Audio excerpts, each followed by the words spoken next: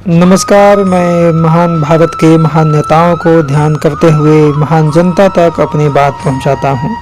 अगर आपको अच्छा लगे तो अपना आशीर्वाद दीजिएगा, नहीं लगे तो बैठकर विचार कीजिएगा।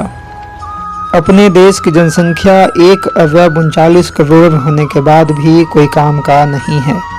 1 अरब 39 करोड़ जनसंख्या होने के बाद भी जनता अपने लिए एक अच्छा नेता नहीं चुन सकता है और विकास की बड़ी बड़ी बातें करने वाले तमाम राजनीतिक पार्टी जनता को एक अच्छा उम्मीदवार नहीं दे सकता है। वो देश का विकास क्या कर सकता है? क्या देश का विकास की सारे फार्मूले भ्रष्ट, करप्ट, अपराधी प्रवृत्ति के नेताओं के पास ही है? उसके अलावा क्या देश का विकास संभव नहीं है?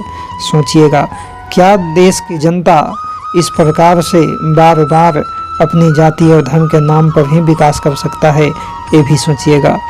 1 अरब 39 करोड़ जनसंख्या होने के बाद भी राजनीतिक पार्टी देश की जनता को क्यों एक अच्छा उम्मीदवार नहीं देती है? ये भी सोचिएगा, आप जरूर सोचिएगा। अपने देश की आज़ादी के 75 वर्ष पूरा हो गया। 75 वर्ष के बाद भी आबादी का एक बड़ा हिस्सा बेघर और भूखा सोता है।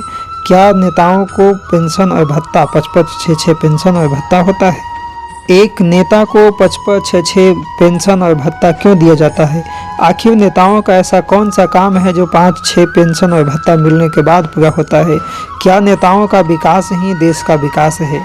अगर नेताओं का विकास ही देश का विकास है तो उसे 5-6 पेंशन और भत्ता नहीं बल्कि 100 पेंशन और भत्ता देनी चाहिए ताकि देश का विकास तेज़ी से हो सके, देश में कोई भूखा या बेघर न सो सके, हर एक व्यक्ति को घर मिल सके, हर एक को खाना मिल सके।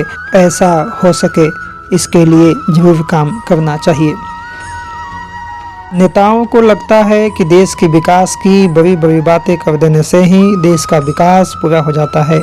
काम करने के लिए कुछ बचता ही नहीं, बच जाता है जाति और धर्म के नाम पर आपस में बंटवारा, नफरत का सहारा। इसके अलावा कुछ करने को बचता ही नहीं है। देश का आम गरीब जनता जब बीमार पड़ती है तो वो भगवान भरोसे जीती है, उसको इलाज तक नहीं मिल पाता है और मर जाने के बाद भी एम्बुलेंस तक नहीं मिल पाता है। इलाज तो बहुत दूर की बात है। जब हमारे देश की नेता बीमार पड़ता है तो उसके पास ऑप्शन ही ऑप्शन होता है।